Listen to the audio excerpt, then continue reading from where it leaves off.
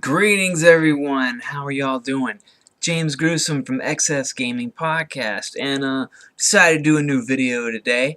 Been trying to do some more, and I did do a few in the past, but I've been having some technical difficulties, and pretty much ended up just wasting my breath because they couldn't upload. But I think I got it going good now, and I just want to show some of you guys some cool stuff I got this past week and a little bit before that. It's actually been a great week. I started off right behind me. My wife got me this super sweet wraparound leather couch. It's amazing. She is a wonderful woman, and she also got me a lawnmower. I don't necessarily know if that's like fun, but gonna save money on getting the grass cut and everything. So, I'm gonna start off with, recently my brother gave me a few games. We kinda did a trade-off. We hook each other up all the time, and this is one I just wanted to start off with, Q*bert. Whoop, there it goes. Q*bert in the Game Boy Color. I always liked Q*bert as a kid. I sucked at it, but it was something that just drew me into it. It was slightly creepy. I don't know what it was that kind of bugged me out. I even had a nice color form set. It's the one with like the stickers, excuse me, that you can remove and put back on the board. They're very fun as a kid. But I remembered looking at this Q*bert that Q*bert used to have a cartoon. And I just got my mind blown a minute ago because it was called the Saturday Supercade. It was 4 cartoons: Q*bert, Frogger, Pitfall, and Donkey Kong. Now this one just completely slipped my mind, and I know I watched this when I was younger. I figure it came out in about 83 or 84, so that was around the time young Gruesome would be, 5, 6. It'd be great. And also there was the Pac-Man cartoon. I don't know if he was in the Saturday Morning Supercade, but he had arms and legs, and I just forgot how much I loved those cartoons. They were just so much fun, but check them out. A lot of them are on YouTube. Saturday Morning Supercade. So, away from the Q*bert, I recently had acquired, and I talked about on one of the last episodes of XS Gaming, I'd got a new system. It was one I never necessarily really planned on getting. My brother collects for it, and so a lot of times I look for games for him. And I told him that I'd still keep his collection a priority and I'll still get him games. But I ran into somebody that really needed some money. They were getting evicted, whatever the case may be. Sorry for that to happen, but it's okay when I benefit from it. And I got this lovely little thing right here. A Sega Master System. This was Sega's 8-bit system, I'm sure most of y'all know. When you're younger, at least when I was, I knew a couple of people, very few that had this, and they only had like a couple of games, but it just it didn't hold up to the NES. That you find out later, though, through the NES is, things with copyrights and only signing companies where they can only make games for them. It kind of held this little thing back. So a lot of the titles were Sega, and sometimes, they worked around some ways to get some other games on there. Most of the time, if you have a game that's on both systems, and it's a similar format of the game, like Double Dragon, for instance. Double Dragon was way more like the arcade on this version than it was on the NES. And Ninja Gaiden, another really cool game that to me was far more similar to the arcade, if you remember that. Not quite like the NES. It didn't have the really cool cutscenes. They're completely different games, and I think overall the graphics on the Master System one are a little bit more, they're just a little bit more colorful and vibrant, while the NES version had that a little bit more darkness to it, I would say, in a sense, which worked good for it. But both games are great. But I paid $40. I got this, 2 controllers, this really cool light phaser that I was holding at the beginning of the video, which I think it looks a lot cooler than the Zapper, man. We all love the Zapper, but that's pretty cool.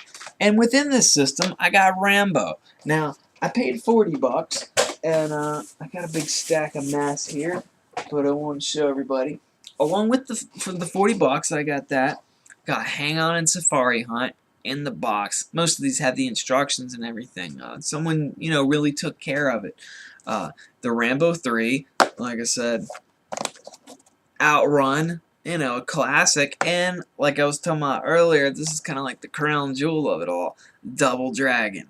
Just a really great conversion of this game, and it even had 2 players. It moves a little fast to me, just the whole gameplay, the way it goes. That's really my only complaint. And then, like I said, my brother, who collects for the Master System, he decided to help me out and hooked me up with a couple of games. He got me Space Harrier, another classic, Afterburner, Thunderblade. These are just like your standard Sega titles. You think they probably came out on every single Sega system, but I had the 4 that came with it. These 3. It's very awesome for him to hook me up. California games, and I have another one, the very ungreat looking Great Football. It's pretty mangled. We found this one many years ago in a 50-cent bin of games, and it's the same one he got. He passed it on back to me. One thing with the Master System, a lot of people, it's one of those systems just kind of cool, because people be like, you have a Master System? You might not even remember it, but I was kind of noticing some similarities between the TurboGrafx and the Master System. Both kind of long, skinny, cool looking, and they're both kind of like that what the fuck system. It's kind of cool to have it because it's odd. And TurboGrafx I really love having that. But a couple of other games my brother hooked me up with, just throughout some trading. I got him a really cool boxed Wrath of the Black Manta game from one of the local retro shops around here, Game Wiz. It's a cool guy, and my brother loves ninja games, so I got him that. Did a couple trade-offs, but he ended up giving me a Paper Mario on the 64, which I used to have, and from what I remember is a really cool game. And also Zelda Ocarina of Time. I had this downloaded on the Virtual Console. I played a little bit. I actually bought it on the 3DS, and I haven't even opened it. I'm pretty excited to play that version. But I got that version to play too, so now I just got to decide which one I want to do. And we'll get back with the Game Boy Color games real quick. Couple ones I wanted because I really love. I'll buy almost any Game Boy Color game for cheap enough. But he gave me the Q*bert. I got the not Ninja Gaiden, Resident Evil Gaiden. Interesting take on the Resident Evil series. A little bit different. Kind of move around, go into the first person mode, and I think that actually used to be mine, and I gave it to him. And same with this Metal Gear. Not a big Metal Gear fan, but this one definitely reminds me more of the Nintendo versions, and it's pretty cool. I love the Game Boy Color. It just kind of, I don't know, more than any other system, kind of gives me that almost like kid feeling. I love handhelds, and a lot of them are pretty basic, and I really missed out on this system because I think I was just it's kind of out of the handhelds at the moment when I was a little bit older when they came out. Those are some great ones. A few others I picked up recently. Betrayal, big wrestling fan. This is pretty much a wrestling beat-em-up. You walk around as either Stone Cold, Undertaker, Shawn Michaels, or Triple H, and you go around in the back rooms and you just you beat people up. It's interesting. It's different. It's not a wrestling game, but it's pretty cool. And another series I'm really high on. I bought the Game Boy version, and then I thought this was just the same thing, but it's completely different. It's I can't see it very good. Everything's in 3D right now. But Motocross Maniacs 2. If you like Excitebike, you'll like it, man. Excitebike's a classic that I love. This one's a little bit mixture of like Excitebike and Kickstart, I believe, which I think was an old Commodore game, maybe. You only have one car on the racetrack, and you go through, and there's loops to do, ramps. It's pretty tough, but it's really fun. I'd heard a lot of the guys in the All Gen Gamers talking about it, and I'd found both copies of those. really fun. And then one I also got back from one of my best friends he'd had for a couple years, Star Wars Trilogy on GBA. I love this game. Probably one of the best trilogy. Of course, the Super NES ones were outstanding. I love the Lego ones myself, but for some handheld goodness, it goes through Star Wars or A New Hope all the way up through Jedi, made by Ubisoft. You even get to play as a couple different people, I believe. Some Chewbacca, some Han Solo. You get to fight Boba Fett, Vader, all the classic Star Wars stuff. Great one. Now, and while I'm on the handheld ones too, hey, got Dragon Warrior 1 and 2, and Sword of Mana, which I thought Sword of Mana was a remake of Final Fantasy Adventure from the Game Boy, but I don't think it is. I think it's something different, but it's pretty cool, and I got both these in the box. I don't go after boxes too much, but if they're cheap enough, I'll go ahead and snag them up just for fun. And then another gift from my brother. And I don't have a Nintendo. It's one of the few systems I actually don't have. But I got some friends hunting one down, and then I'm also planning on getting one of those Retron 5s, which is a multi-system that plays all kinds of stuff. It's gonna be really cool. So my brother decided to go ahead and give me a Nintendo game he had an extra of. Now, I don't really know if this is the meaning of brotherly love or brotherly hate, because this is the game he gave me. Top Gun. Yeah. Top Gun. You know. Iceman. That's all I know. I'm not too sure about that game. Another note, I did get a couple DVDs. You know me, big Yakuza fan. I'm gonna get into something in that in a minute too. But I got the Yakuza movie, Like a Dragon, Takashi Miike, known for, some more real violent horror movies. Great, great video game movie. If you love the Yakuza series, it's just fun. It knows it's a video game. It doesn't take itself super seriously, but at the same time, it's not really like a hokey corn fest. And then one of my favorite kung fu movies. I love kung fu movies. Five Element Ninjas, also known as Chinese Super Ninjas, also known as just Super Ninja. The different element ninjas: wind, water, sun, fire, earth.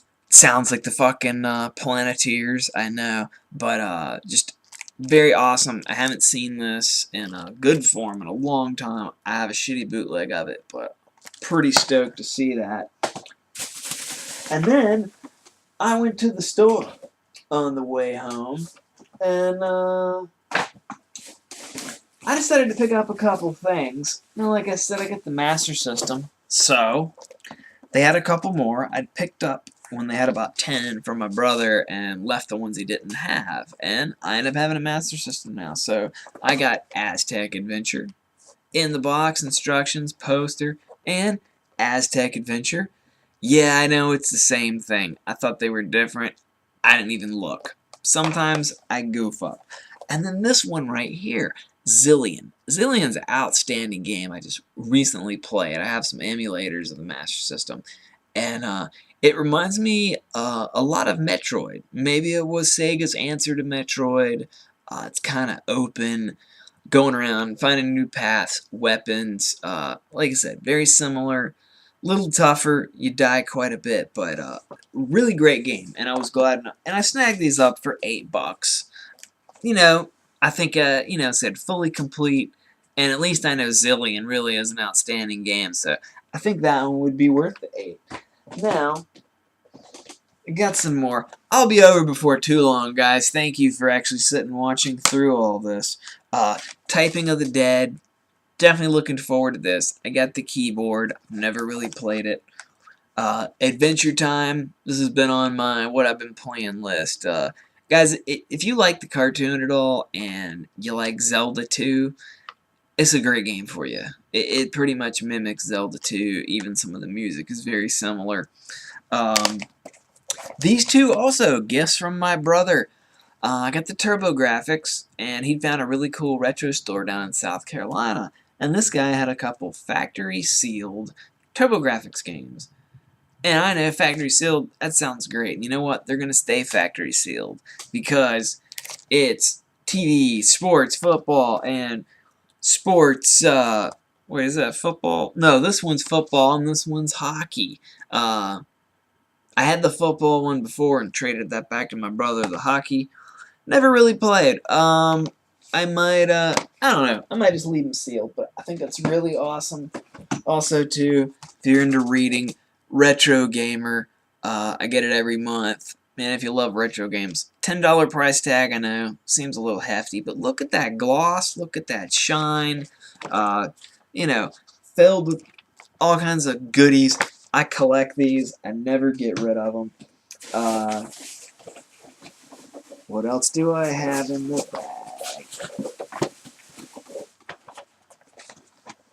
Okay, here we go. I went by the store after work and hit up the used store. Thought I'd check out a few little things going on.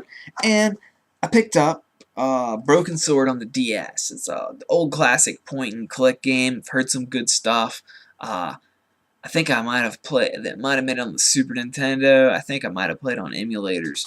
But $6. I just happened to see it. Been kind of looking for this one, so very glad to pick that up. Also, Body Harvest. Never really played, but recently I was reading an interview in Retro Gamer with the guy that had done some of the music on Grand Theft Auto games, and I think it had come up that, you know, this was kind of a early start at a GTA type game, I guess, with the open worldness. Please don't criticize me if I got that completely wrong, because I've never played it. But it was $3. Just happened to see that, and then I did get another new system, kind of. I picked up one of these. I'm not the biggest Atari fan. Some of the stuff's okay, but this was $10. You know, it's got 30 games built in. Had the instructions, and you know, it's got some nice little joysticks you can waggle around and fiddle with if you like doing that.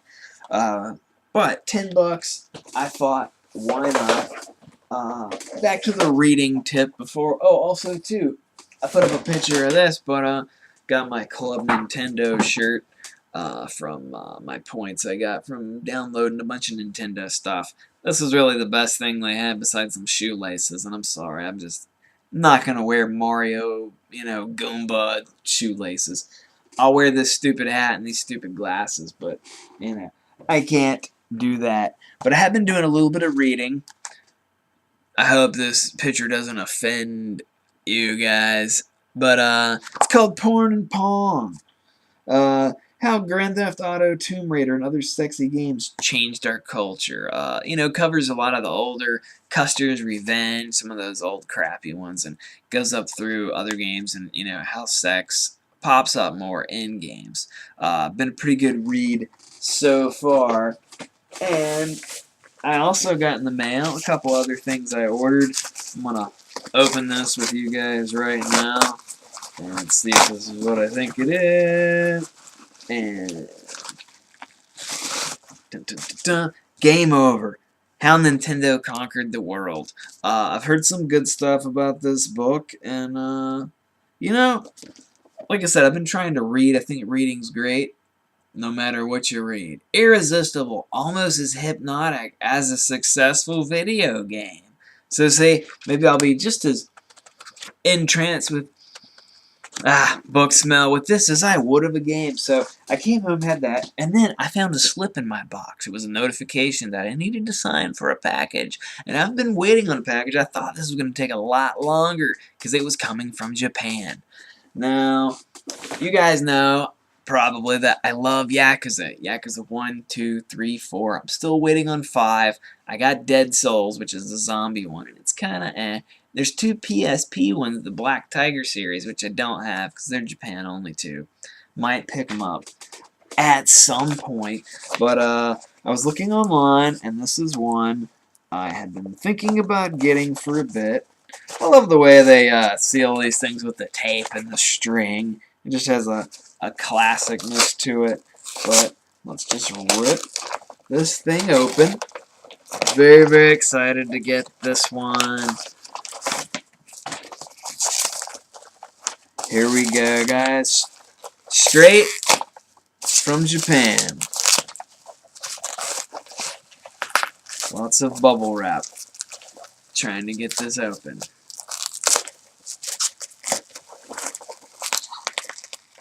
Feel like a weenie.